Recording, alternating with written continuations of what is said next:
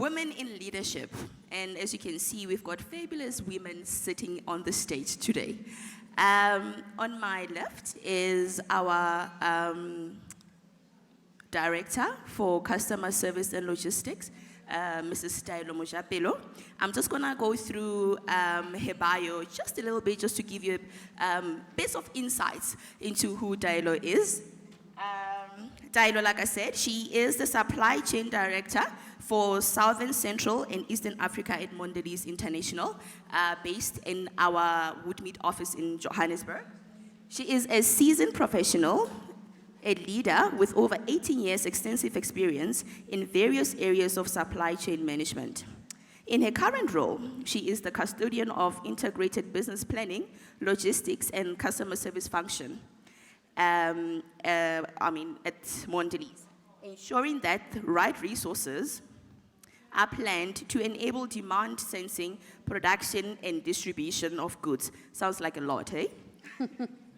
She is passionate about people development, and hence she's sitting here today, and particularly women in leadership. This is evidenced by the coaching work she's involved in her community outside of her day-to-day work responsibilities. Thank you. Taelo is a seasoned professional, and we are very proud to have you not only at Mondelez, but today, and we want to thank you for taking yourself away from such a very busy schedule. You've had an amazing and a very good professional career. So could you maybe bring your career to life and walk us through that amazing journey of yours? Okay, thank you, ladies. Welcome to everybody, and I hope our hour together will be quite interactive and exciting. So just a bit about myself. I'll start at the beginning. It's quite interesting, but I think you'll know why I'm saying I'll start at the beginning. So when I finished my degree, I went to work for a small engineering firm, and I just felt something was missing. I then applied for a Rhodes Scholarship because I wanted to further my studies and do a master's, but I didn't want to do it in South Africa. So I thought, okay, the art of the impossible, because that's one of the things that I believe in. You can go and try anything and do anything. And at the time, I then applied for a Rhodes Scholarship, and it was quite difficult to get in, so they needed to choose one person from Botswana, Lesotho, Swaziland, and South Africa. So we all went through this process, then got to the final stages, interviewed by the likes of Judge Arthur Chalkerson, and it was quite an experience. Unfortunately, I didn't get it. I thought, oh my goodness, am I crushed? I thought, no, I'm not going to do this. Tried again. This time I applied for a Commonwealth Scholarship to go and study at Cambridge University, and I got it. I was shaking. I was like, okay, I got it. I didn't think so, but I just thought I'm going to try stuff that, everyone says you can't do, and I got it. Now, after all that effort, go and do the master's, and then while I was obviously in the UK, I got a job back in South Africa, and I came back and joined the brewing industry. And guess what? I'm now working in the lab, in the factory, and I didn't like it after all of that. But I think I was fortunate enough to get a very good mentor. And I got an opportunity to get into what you call, the back end supply chain. And I moved into what they called warehousing and distribution at the time. And still very young, energetic, but I said, you know what, I don't know anything, but I'm going to do it. And people said, look, but they're seasoned people that have been in these roles, it's going to be a challenge. And I said, watch me. Then I ran the biggest warehouse at the time, which was out in Isando. And I must say, it was quite an exciting journey, and I had to start learning a lot about supply chain. So they're moving from engineering into supply chain. You're learning a lot. It's a steep journey, but you move with it. I then left and went to DHL, looking after the Unilever account. Still now, this is now in 3PL logistics. And then I went back to SAB. So it was like, when you're young, you're feeling a bit hungry. So there are a few lessons from that, because you feel very hungry when you're young. You don't want to, bed down your experience, and you think there's a lot more you can get quicker. And I know now with millennials, a lot of them, you know, you get very itchy very quickly. And I was probably on the cusp of that. But went back, and my mentor was still there. And I got back into supply chain, working for the supply chain director.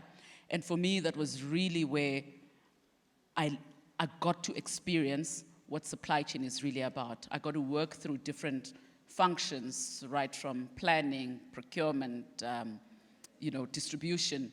So throughout that process, and I must say I spent quite a bit of time there. But during that time, I think I was quite fortunate because I had my kid, my first son, and then we never had lots of maternity leave. I know at Mondelez we now have 6 months, which is, you know, brilliant. I had 3 months maternity leave, and so I went back to work when my kid was just over 2 months. A bit heartbreaking. So times do change. You know, people do realize that women have a role to play and, you know, make them comfortable. So I went back to work. I was fortunate enough to have a manager who kind of understood those dynamics. So, but nonetheless, you know, a lot is expected from you, and you go and do what you have to do. During that time, after a couple of years, I moved into what they called capability development, which is a bit of, you know, HR plus supply chain. So I actually onboarded graduates, made sure that from a learning capability perspective, what we call capability pathways, all of that is embedded, and that they understand what they need to learn. You work with them, you actually make sure that they get the right level of training. But during that time as well, I then had my second kid, and I was doing my MBA with Gibbs. Bit of a challenge. Everybody said, shit, it's a bit challenging. You know, they say MBAs at places like Gibbs are, you know, divorce makers. I was married. But I think when you rely on your good support structure, everything works out. And yes, I also did my MBA during that time. And since then, I've been working in supply chain, you know, running a lot of projects, leading a lot of transformation. And I think, you know, recently we've done quite a lot of transformation in our logistics space, and it's been very exciting for me. So, yeah, I'm looking forward to even more challenges, you know, into the future, and it's been quite an exciting journey. Yeah. Thank you, Tyler. It does really sound like an incredible journey that you've been through. And I'm sure most of us in this room, when we were growing up, our parents wanted us to choose our careers for us. Either you want to be a doctor, you want to be a lawyer, but you chose engineering. Why did you choose engineering? I'm probably not different from many other people because, you know, growing up, you've got role models. We are human beings, and we literally feed off the people that teach us our values and all of that. So, you know, I was surrounded by a lot of people in that space, you know. My dad was a professional. I mean, so he got us into that. My brother is a mechanical engineer who now runs his own business. You know, it's you kind of see that as your only option or the most viable option because you see those people as role models. So that's really what got me into it. And what got me out of it was my own passion. So, you know, the one thing I learned was a degree is simply a way of thinking. Because other than specialist functions, you can literally do whatever degree you want to have done at that point, but it doesn't stop you from achieving the career that you actually truly want as an individual. So I think I'm an example of that because, you know, you study one thing and you go and do something else. And I mean, I remember when I was doing my master's, I was investigating stabilization of mine tailings. So in the mining industry, you do the processing of your minerals, and there are a lot of chemicals that come through from that and cause a lot of pollution in the environment. So I did a lot of work on stabilizing those mine tailings. But that was the last time I actually went there. And the only reason you probably get to do that is because what you've been exposed to when you're growing up. And then you do that. But, you know, I'm stabilizing logistics now. So. Also, it also shows, like, you know what, nothing is really impossible unless, you know, you've put your mind into it. Mm-hmm. And, like, you know, there are so many possibilities that one can venture into, not really, like, streamlined to what you really studied. I must say that. Yes. Okay. So I think the message I always say to people is, you know, you may have studied something, and also remember, when you're young, you're not very clear. there's a lot going on in your mind. There's a lot of influence. It could be your mother, your aunt. You see this person as a CA. You're like, you know what? I want to be like that person. But when you actually start doing it, your passion is somewhere else, and you are at your best when you're doing something else. I always say to people, don't stay in a miserable career path. Follow what it is you want to do. I mean, even if it means putting in the extra effort. I mean, I had to put in extra effort to become a certified supply chain professional because I never studied it. And it's quite a challenge, but even now, what I'm actually doing is I'm now a lecturer at WITS as well, so I do part-time lecturing on supply chain at WITS. So you can become an expert in something you've not really studied in, but as you work and study, which I always encourage a lot of people to do because learning is a continuous journey.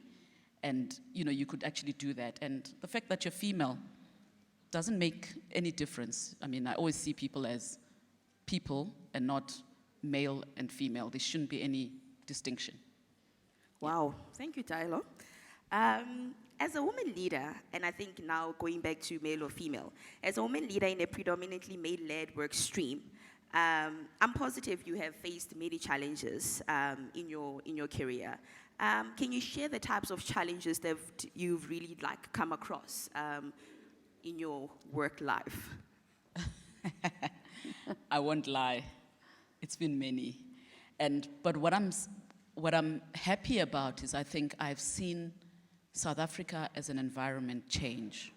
So obviously 20 years ago, getting into the corporate space, very difficult.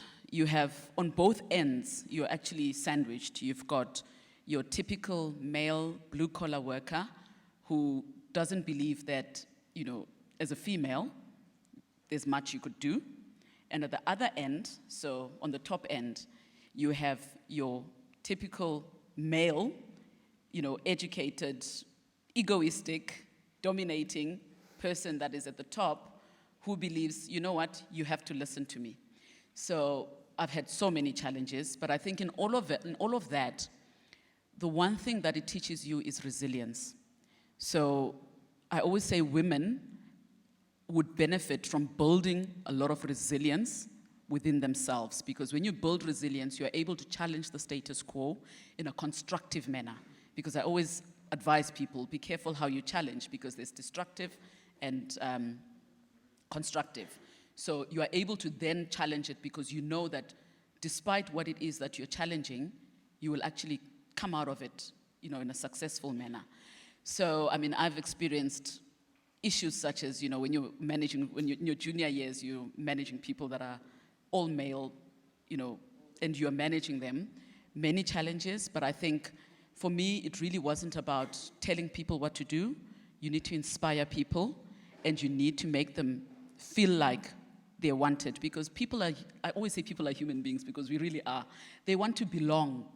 And if you make them belong, it doesn't matter whether this man is 50 years or 60 years, how do you make them belong and start to see that actually, I probably even have a daughter that I could inspire, that I could, encourage to go down this route. So that was one of the approaches that I always said, look, I've got to take it. You get a lot of resilience, and I faced a lot of it, but you have to work and overcome it. And then on the senior side, there's that ceiling, the glass ceiling you're constantly trying to break. And it's always about how do you find your voice and earn a seat at the table. Because the reality of the matter is, at the time I was getting into corporate, being male almost automatically gave you a seat at the table, which is, very gender biased. But you just need to stick to what it is that you do. So you've got to rely on, how well you perform, consistently perform, and soon the trust will come. And it's not a nice thing to say, but that was my reality, because it should be automatic. But I'm glad to see that, now, as I look into the future and look at my experiences in the last 2-3 years, I've almost automatically earned it, but also because of what society has put in place to enable women to be able to, earn that seat without having to fight for it. So, yeah, it's been quite a journey.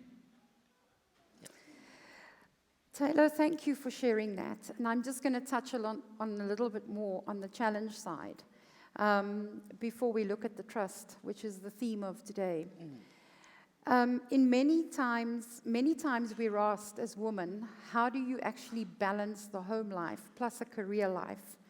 And knowing that you're a part-time lecturer, how do you put all of these balls into motion and actually manage all of them? People who know me will tell you that I say this consistently to everybody.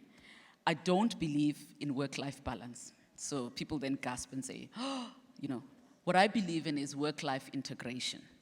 Because the reality of it is, you cannot take out who you are at work, and then you get home, you're somebody else, or get to work. That's a bit schizophrenic. And I know everyone says, no, but you got to, take that out. But it doesn't work.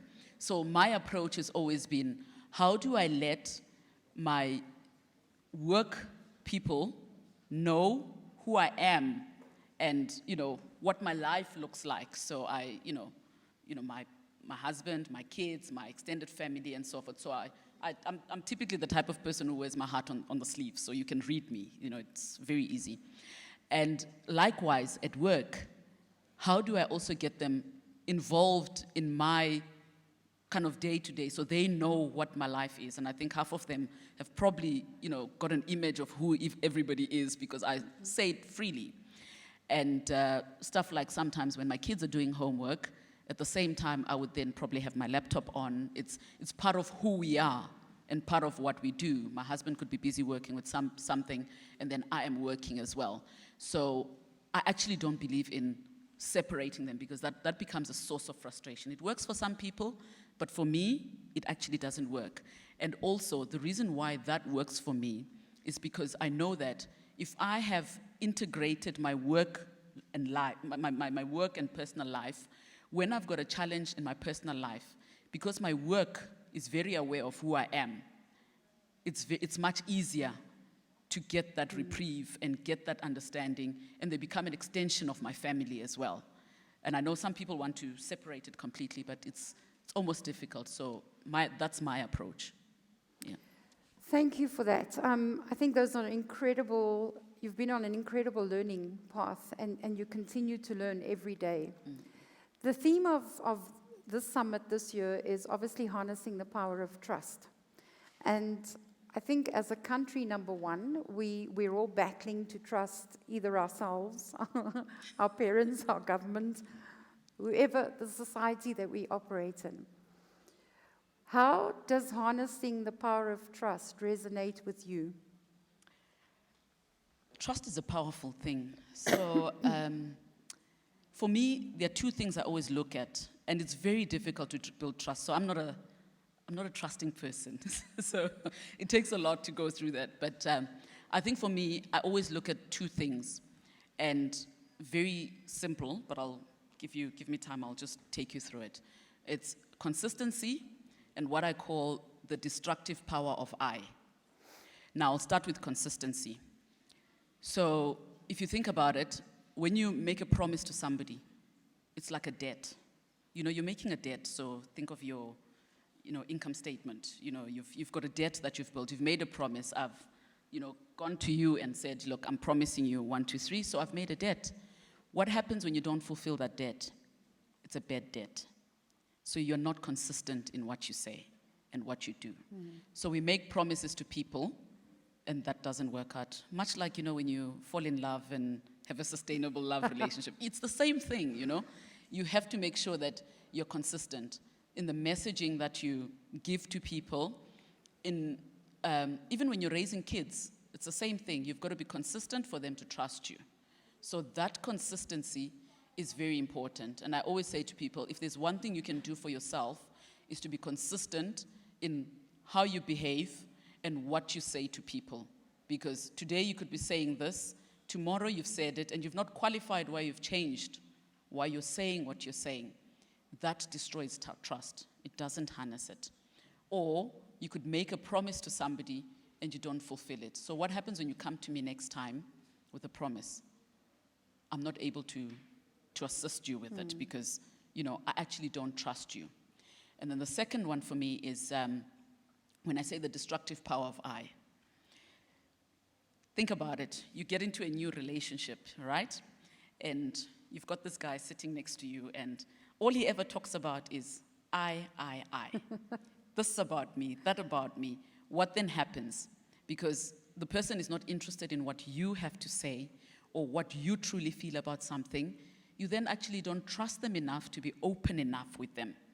So, as you know, when you're a manager, the one thing, and I'm talking about manager, not leadership, like when you get into your first level line management, one thing that people could help themselves with when they start working on harnessing the power of trust is just listen.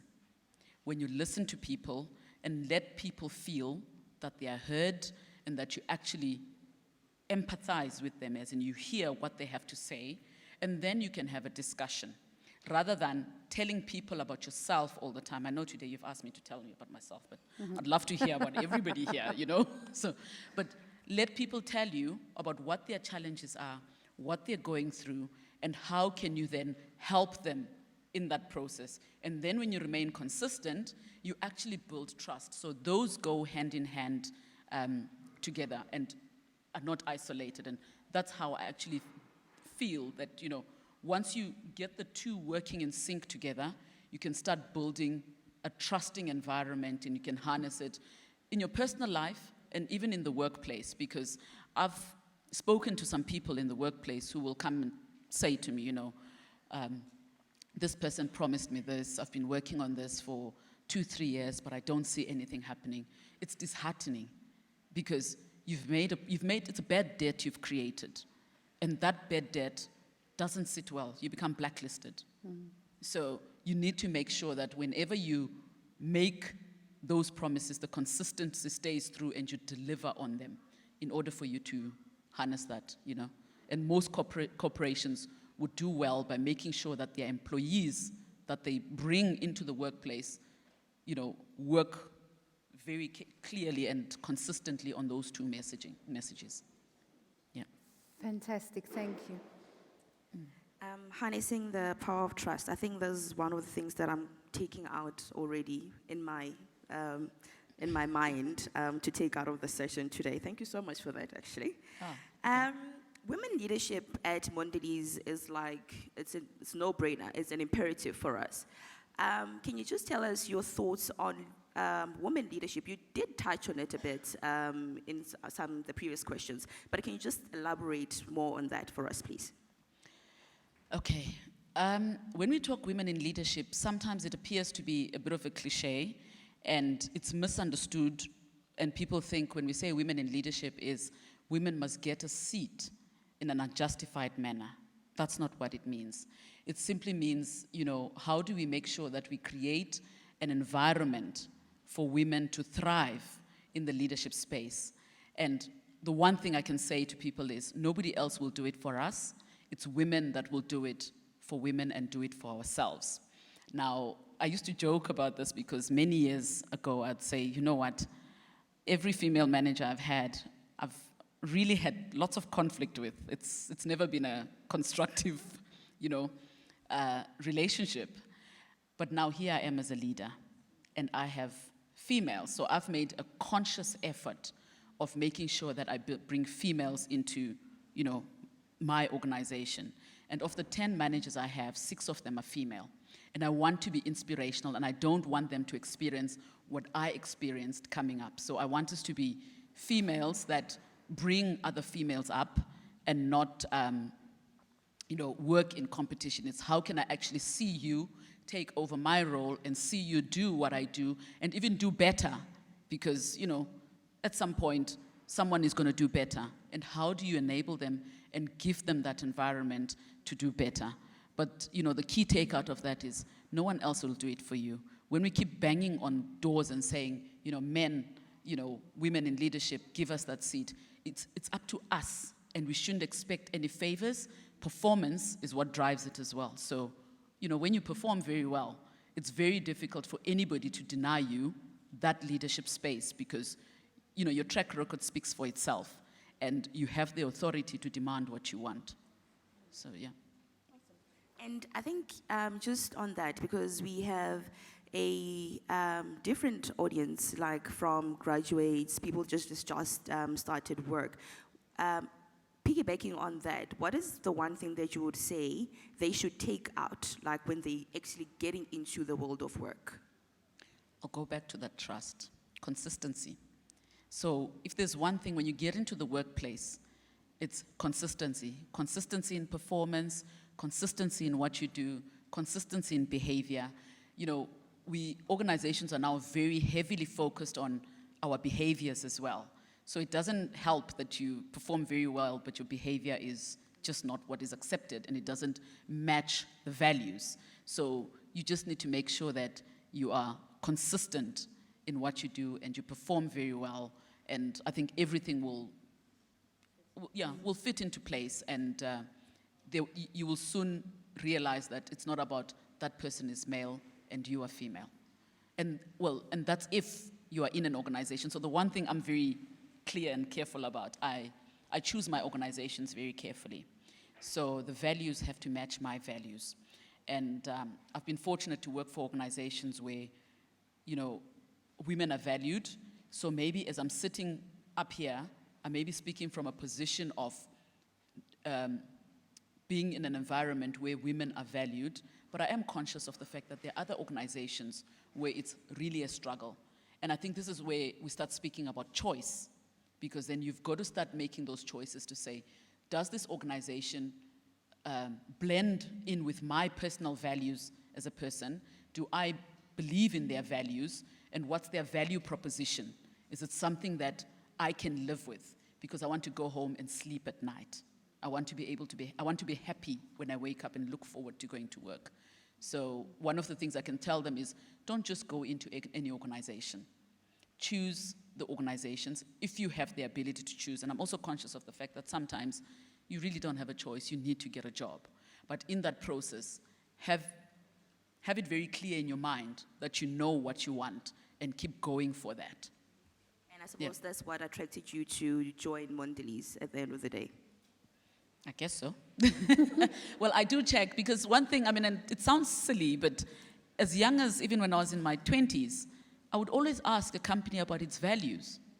Because I don't like being shouted at. I don't like being belittled. So it really doesn't bring out the best in me. So because I'm conscious of that, I'd rather not get into an environment that will really, it will drain me and I won't shine. So, as long as you are conscious as an individual, so for graduates getting into the workplace, get to know yourself better and know what it is that, makes you happy and doesn't make you happy, so that you avoid the trap of being in an organization that doesn't resonate with your values. And if you have to be in there because you don't have a choice, then work on saying, how do I make sure I get into that organization, and the next, and chart a path for yourself. Yeah. Thank you. I'd like to just dive a little bit deeper in the sense of women in leadership, and I'm so happy that you mentioned that it's not just about a woman being in a very high-level position role, but how each one of us, male and female, play a leadership role within the organization. And looking at that, I think it's also important that when you are looking for that career and you resonate with the values of that organization, it is also phenomenal. And I think what I would like to highlight here is organizations will talk and say that they have got inclusivity and that they do have women in leadership, et cetera, et cetera. It is something that needs to change, and we need to make those changes. Every one of us is an ambassador and a recruiter of our own companies, right? Mm-hmm. I think if we look at the statistics within Mondelez, and we're so happy to have you not only as a leader, but how you encourage your team and bring the woman up into leadership roles. We have probably a year-to-date hire of about 70% women within the organization, which I think is remarkable because the organization we work for, Mondelez, actually has that as a key strategy. When you look to hire or develop people within your organization and your team, over and above the fact that you want to get the woman into leadership positions, can you maybe talk about how you include everybody in your team for growth? Because a leader is all about change. Yeah. How do you help that change to happen? I think from when you talk about transforming such that you get women, men have a role to play. So trust me, I love the men in my team, and they have a role to play, and I need them, you know? And we do need the men. And it's amazing. And the reason why I actually say we do need the men is men tend to have this boldness about them and this risky behavior. And sometimes it works out, sometimes it doesn't. And I know I'm being gender, but, and sometimes you need that because then you start seeing where you can venture into and, what can be possible. And then the diversity then brings on a lot more thinking to that idea and makes it a more well-rounded idea. So, we need to bring men along in terms of accepting the change, which I must give credit to. The people that I've worked with have embraced this change very well, and we bring everybody right from the bottom to say, look, you're bringing a male, you're bringing a female, we're all working. So we've got both male and female at every level within the organization, and my aim is to keep it balanced. Trust me, I don't want a team with women only, because that's an equally destructive team. We need to harness that power of diversity as well to say, what does diversity bring for us, and how can we make sure that at all levels, right from the lowest level through to the senior levels, we have a balanced gender equation. And I think the men that we've brought into our organization are very supportive of it. I mean, I must say, the support that I saw them give when we had, when we said, no to violence and so forth, and you could see all of them deeply touched and believing in all of this and saying, look, women are the same as us. And, half the time, there's one man in my function that says, half the time the women are actually even better than the men. So for them to say it themselves means that they see people as individuals. So I think it may sound like gender stereotyping, but I think what they meant to say was that, women can do as well as men can do. So you've got women who are not good performers, you've got women who are. Likewise, you've got men who are not good performers, and you've got men who are. So I think it's about how do we educate that change from the bottom, and the only way you can do it is by repeating the message, walking the talk, living that message, and then everybody else will start to, flow in and bring that same behavior. Fantastic. Thank you very much. We are going to open the floor before we ask Taylor to give us a couple of nuggets that you can all take with you. But this is a great opportunity for all of you to perhaps ask the questions that you would like. Tahelo is a phenomenal leader and full of wisdom. Just the passion that she has on educating and her part-time at WITS is an incredible journey that she actually brings to work. And the people that are there that go and ask her for her mentorship and her guidance is incredible. So we really want to give you this opportunity to ask any questions from all of us and really take the wisdom that she's going to share with you today and take that back and think about what it is that you can make different. So the floor is open. If we could have a couple of roaming mics, or perhaps if you have a loud voice, or you can come and sit and share this yellow little piece with me, no problem. Oops. Any questions? Yes, ma'am? Good morning. My name is Elizabeth Foley. And, my question is more on how women can encourage or lift other women up. So you did mention an important thing of if a woman is in a higher position, it is also her responsibility or her role to assist to bring other women up. But you do find a lot of cases where it's other women that are kind of trying to outshine the other and push the other down. And how do we get over that? How do we stop that? Okay. Remember I said to you, I experienced the same thing. So the only way I believe works is by having a conscious message to all women. So as individuals, how do we make sure that we see people who are coming up as people who can actually take on the baton and do so much more than us? But now you are asking from the position of you being at that level. It's about how do you then find the right mentor? Unfortunately, in my case, I had male mentors when I was, coming up into the organization because I just couldn't find a female that I could resonate with. But I think the more I interact with more females who are at my level, I think a lot is changing. So how do you then say, as somebody who's up and coming, how do I pick my mentors such that we have a common understanding? Because, in some cases, I literally decline even to mentor people when I feel that the intentions are not for the right reasons, because you have to find a meeting of minds. So you, as someone who's coming up, find the right mentor, build the relationship, because it also starts with building a relationship to say, what kind of relationship can I build with this person and get them, to mentor me as I get into the workplace. But the reality is, it's not easy, so I'm not going to lie to you.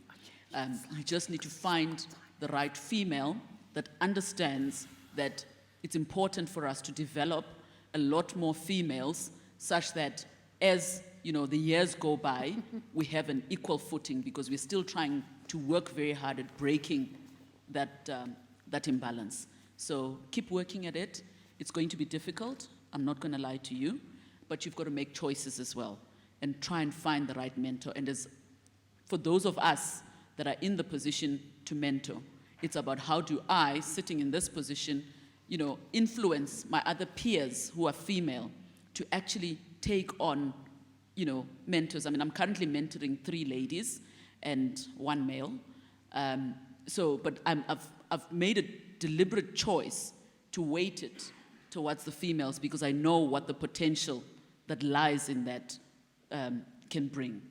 So I think both sides have to work. Yeah. Basanda Nondlazi, and I want to shove 2 ideas down your throat and see how you're going to respond. Is this a male talking or what? Yeah. That's it. Firstly, this even came up this morning. I believe that education is organized learning, and learning is the acquisition of skill or knowledge.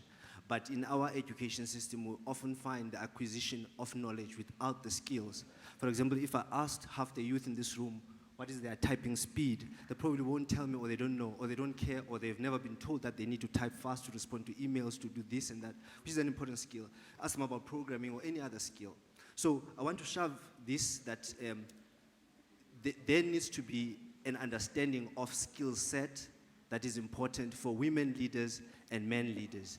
And for you, what do you think for women leaders the important skills are, including the soft ones? The second one is, I'm a male feminist, and most women don't know that feminism has no gender. And what I describe people like you as intellectual feminists, where they emboss their intelligence and they use their intelligence to assert themselves, as opposed to their beauty, their vulnerability, their physical appearance, and so on. Do you think that radical feminism is, do you think that radical feminism opposed to intellectual feminism is more efficient in addressing women issues, or is the other way around? And the last one is, the last one is on trust. You made an example that I liked about a young man who is pursuing a woman and they tend to speak about themselves a lot. And you said that would initiate distrust. It confuses me because I would assume that if you know more about a person, you know what to expect, you know what to think, you know if that person interests you or not. So I would assume that would give you more trust because the person is more open. Thank you. Okay. Okay. So I think I'll start with the one that intrigued me was the radical and intellectual feminism. So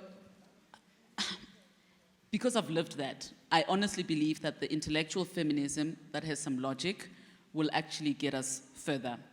The trouble I have with the radical feminism is it loses its essence, because it then sounds like, women are demanding, unjustifiably so. And for that reason, I actually do not participate in a lot of, stuff that really just talks about feminism, we need our right, but at the same time, you're doing something that is blatantly, if I call it stupid, it doesn't make sense. So rather use your intellectual feminism, which a lot of us, are gifted with. It just doesn't come out because as we are raised in environments where, you need to tone it down, you need to not outshine. So you're typically raised in that manner. So how do you, first of all, break that barrier of making sure that you continuously shine from an intellectual perspective and bring it out? Because once you are able to do that, I think would have won the feminism battle, because, currently a lot of young girls coming up do shy away from showing who they really are, because they are very, they've not been raised to actually show what they are. And one example I give is, for those of you who, we've all been through primary school, and my experience has been, when we're in primary, it was always the girls that won all the prizes. And for me, that tells you that they're naturally intellectually gifted, but somewhere along the line, they start to dull themselves because somebody else's ego needs to be built, which for me is a challenge. And I am not going to build anybody's ego in my personal life or in my work. You need to be confident of who you are as a man, and understand that you've got a woman who's got an equal footing with you around the table and discussing things that are, intellectually sound. And then your first one was? It was on skill set that is more relevant for women. Yes. So for me, one of the key things I always say is, we talk about skill set, but the skill set remains the same. But one thing that sets women apart is remaining authentic. So remain authentic to who you are. Don't try to actually start saying, I'm going to, do the boys club thing. I'm going to, do all of that, because it naturally tires you out. And when something tires you out, you don't excel at it. So other than all the other skills of, how do I contract successfully, how do I influence, all the influencing skills and everything, the one thing we need to do is, I think, if we remain authentic, because men cannot be authentic and still get away with it. But for us, it catches up with us. So remain true to who you deeply are, and just be what you are capable of being, and to the limits of what you are able to tolerate, which is outside your comfort zone. And that way, you will still remain solid. Then the third one was, when I said about me, there's a difference between talking about yourself and being me, I. So it was actually quite a way of just putting, when I say the destructive power of I is when you get into a work, so we're talking about the dating. You start your dating, and all you are ever doing is, you're not interested in listening to what she has to say, as in, this is who I am, this is what I do, this is what I like, because you are trying to assert who you are and more about you onto the female, so that she accepts what it is about you and starts to assimilate more of you, rather than her also saying, this is who I am, and I want to shine, and let me shine. I don't want to be a subset of you. I want to be me. And once you do that, think about in the workplace, you don't want to be a subset of somebody. You want to be you and stand alone as you. Likewise, when you start your dating, and even when you get into a marriage, you don't want to be a subset of somebody. You want to be you. And that's how I actually view trust as being built, because when you're always a subset of somebody, you're always unsure of who you are. So who's going to take it? Oh, Hello, okay. my name is Alma. So I wanted to ask a question both to you and to Mondelez as a company. Working in a male-dominated space, it's very easy to be undermined as a woman, being in a leadership position in corporate, because people almost assume that you are there to match a quota. So a company can brag and say that we have 70% females in our company, and so because of that, they undermine your actual skills and your actual abilities. So as an individual, how do you deal with having to constantly prove yourself? And then as a company, how are you changing the perception of people? Because it starts with a mindset. If people have a mindset that women are not capable, then whether you have a position or whether you have an entitlement, they're still not going to change that perception. Okay, I'll start. the reality is, and I think I said it earlier on, you constantly have to prove yourself. And I'm not going to lie and say, you know what, you don't have to. Yes, after a while, when you've proven yourself, it becomes a given. But the reality is, it always will happen. Because remember, we're not living in a vacuum. These men also have a precondition. They are raised in a particular way, and it's not broken down. And only after you've proven yourself does it come. It doesn't come by virtue of the fact that, you know what, I'm in this position, I can do it. Someone is constantly trying to test you. And it happens, it's a reality. Someone is constantly trying to test you. You have to be aware of it and aware of the motives that are being put behind this, proving yourself. And call things out, so verbalize. So, what works for me is actually, if I see something that I believe is potentially wrong or destructive behavior, I verbalize it. And by me verbalizing it, and verbalizing it by looking at you, and not by email, because I don't believe in doing those things over email, which some people seem to like, and it's a lot of ping pong. I verbalize it, and by doing that, it means I'm able to confront you and have an equal footing with you and tell you what it is you're going to do to me and what it is you're not going to do to me. And unless you're able to be bold enough to verbalize and confront bad behavior, it doesn't stop. So you have to have that courage. And that's why I say, go back to women and resilience. So build that internal resilience within yourself to be able to withstand the challenges around you. I don't know, from an organization perspective, how you? I think from an organization perspective, and if we look at South Africa, we all are striving to ensure that we are diverse and that we are inclusive.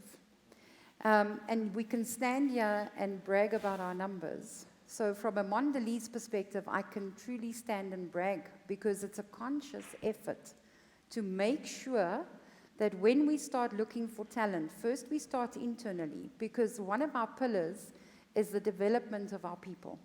And that is a commitment that we have made to our people.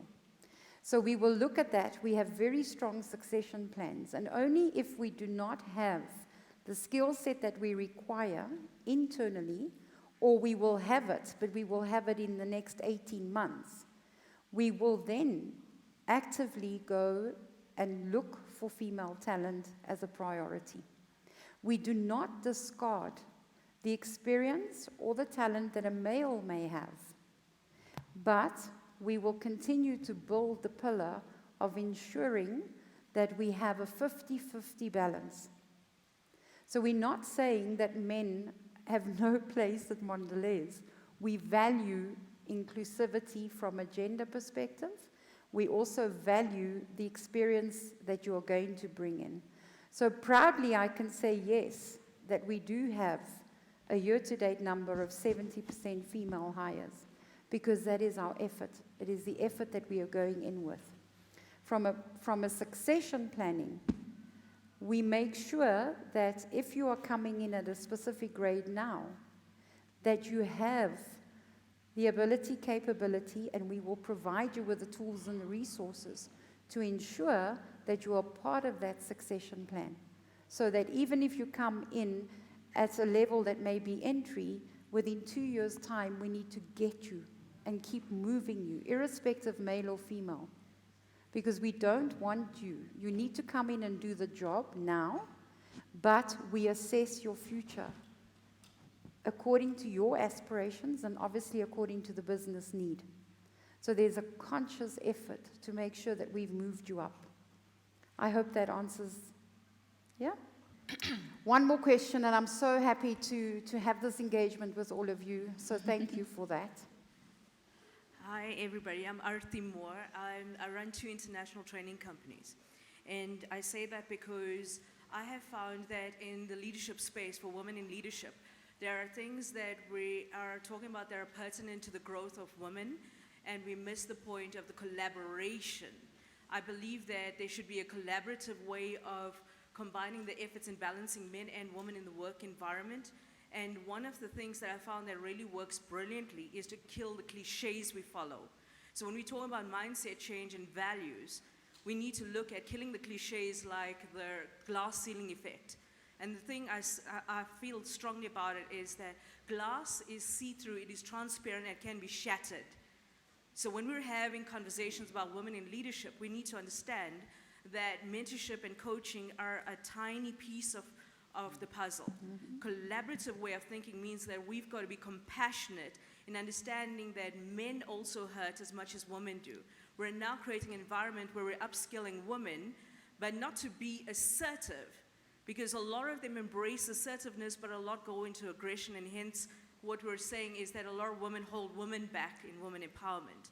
Men may have begun the journey, and now they sit back, entertained with how women destroy each other. And I always say to them, the glass ceiling effect, if you take a step back and look at it, stop it. And the reason being is that when you know your value as a human being, you'll understand that 80% of men commit suicide. The suicide rate, 87% of men commit suicide. The reason being is that we are not honoring and respecting them. And I'm not standing here trying to be anti-anything. I'm pro-human beings. And I believe that respect begins with who we are as people and how we value ourselves, and we show respect to the people around us. So ladies and gentlemen, uniting to collaborate for the success of each other, sharing their knowledge, wisdom, and experience has got nothing to do with money. It has got to do with how we embrace human beings. And I think that if we take one thing out of everything you've said, to sum it up brilliantly, it's something that I feel strongly about, is that you should give yourself full permission before you walk away from here today, to know that you do not have to like every single person you interact with, because as a human being, you will never ever do that. You'll never ever like every human being you interact with. However, your ability to show respect and be respectful is a direct reflection on your dignity and character as a human being. Thank So you. knowing well said. that, we realize that women in leadership is all about collaborating with men and women, about guiding and supporting each other, not pulling each other down. And what you said, mindset change in terms of education, beginning at the bottom, it begins with us. Yeah, and I think what you've said is absolutely correct. And if you'll have heard, I think earlier on at some point, when I was saying, you need the men, we need to work together and come along as a journey. An environment that is heavily lopsided with women is also equally destructive. So you actually don't want to focus on that. So it's finding that balance and respecting each other as human beings and not as a gender, as in female or male, but how are we on an equal footing as men and women? But I think what we should be conscious of is we shouldn't ignore the realities of the South African context. And I speak from a black South African context perspective, where you are raised as a black girl to have a certain mindset, and a black boy is raised to have a certain mindset. So as we grow and become adults, how do we become kind to each other such that we meet each other halfway and work collaboratively together in order for us to both succeed rather than one kill the other? I think that if we go back to African principles of leadership, umakhelwane and umuntu kufunda zafe. Ngiyafunda kancane kancane. You learn Continuous until you learning. die. Yes. Right? So when we look at umakhelwane, it is the principle of neighborliness, same like Birman, same like the community-based cultures. Indian, African, Afrikaans, it doesn't matter. If you're community-based, you have got a vested interest in guiding and pulling and supporting your neighbors in an organization, interdepartmental. It is our collaborative way of thinking and helping each other to succeed as individuals, but also partnering across cultures, languages, traditions, generational Diversity. gaps. Then we won't have all of these issues. Yeah. So Makelwan, we want nothing from you except your success, and we have forgotten that principle. It's partnering. Inclusive leadership. Yeah. My question is on audacity in the workplace, or audacity in general. So companies speak about be yourself, be authentic, stand for who you are. But when you present yourself as that, or in a way that they do not like, they expect you to negotiate your authenticity to the level that's going to relate to them. So my question is, mostly I feel like coming from an introverted person, it's very difficult for me to still remain true to myself and be exposed to opportunities where, as introverted people, they can speak out. That's them being authentic.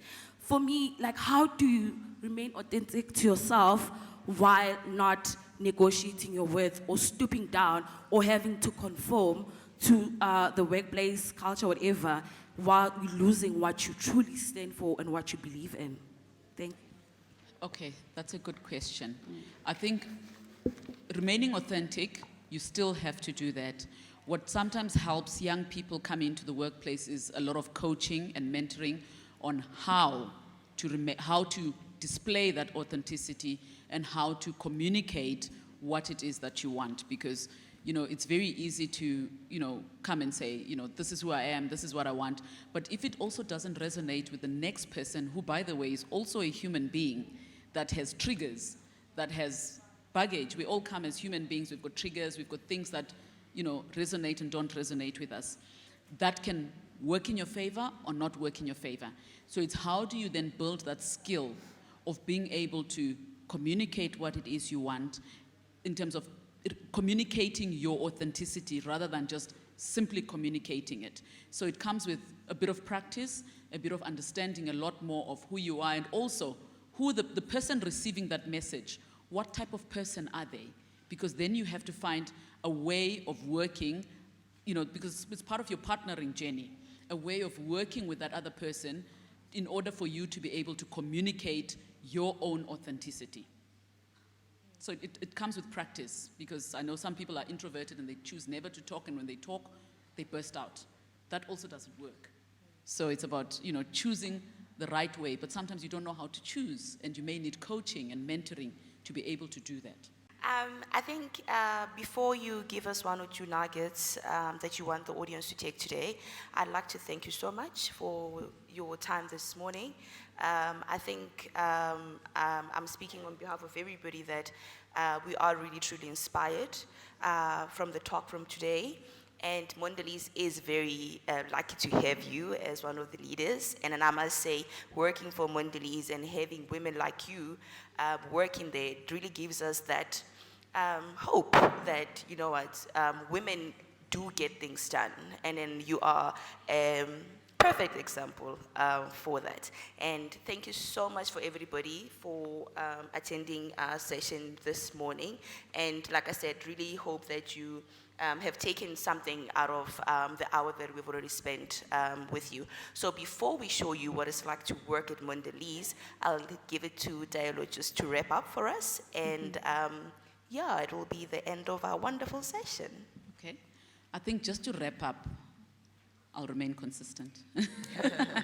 So the two nuggets I just want to leave you with is, and I've spoken about it throughout this, is as women in leadership, harnessing the power of trust, remain consistent and remain authentic. One thing triggered me when this lady here said, you know, men actually commit suicide. And part of that is also that lack of consistency and authenticity, because we start something and we don't see the journey through. That's also equally frustrating.